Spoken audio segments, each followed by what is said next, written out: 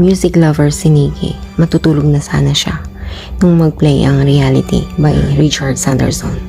Natuon ang atensyon niya sa lyrics ng Reality. Nangyari ito sa kanya noong nakaraang taon. Pero na-release ito noong 1980 pa. Lumawak ang imagination ni Nikki na ang kanta noon na sinulat ay para sa kanya talaga. Ibabalik ni Nikki ang forms na pinalitaryo niya. Pagpasok niya ng gate, maraming nakapantay. Mga naka-black shirt ang mga ito. Maliban sa isa na naka-combat uniform.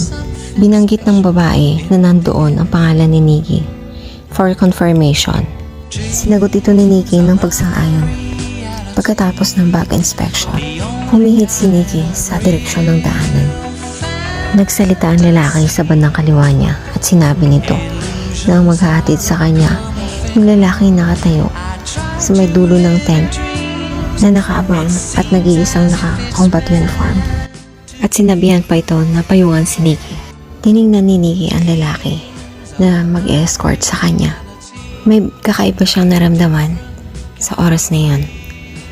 A feeling something special na sa 40 years niya nang nabubuhay, sa kanya palang naramdaman yun. Nakita ni Nikki sa lalaki sa mga mata nito ang puno ng pagmamahal. Hindi may tatanggi ni Nikki sa sarili niya na napupugihan siya sa lalaki. Dahil pogi ito at matangkad, binaliwala ito ni Nikki dahil hindi naman yung lalaki ang sadya niya doon sa oras na yun.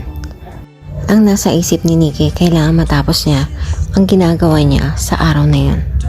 Ni hindi nagawang tingnan ni Nikki ang name tag ng lalaki na escort niya dahil abala ang isip niya sa oras na yun.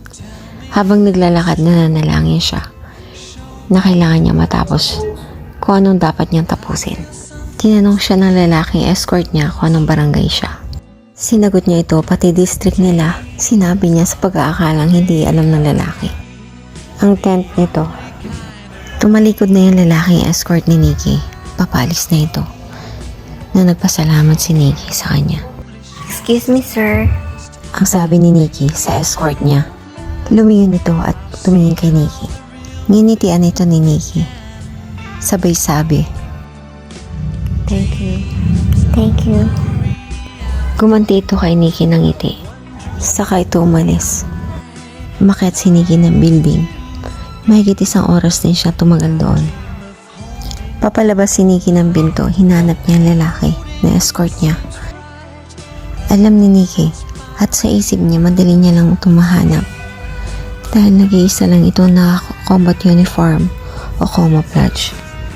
Hindi na muli nakita ni Nikki ang escort niya.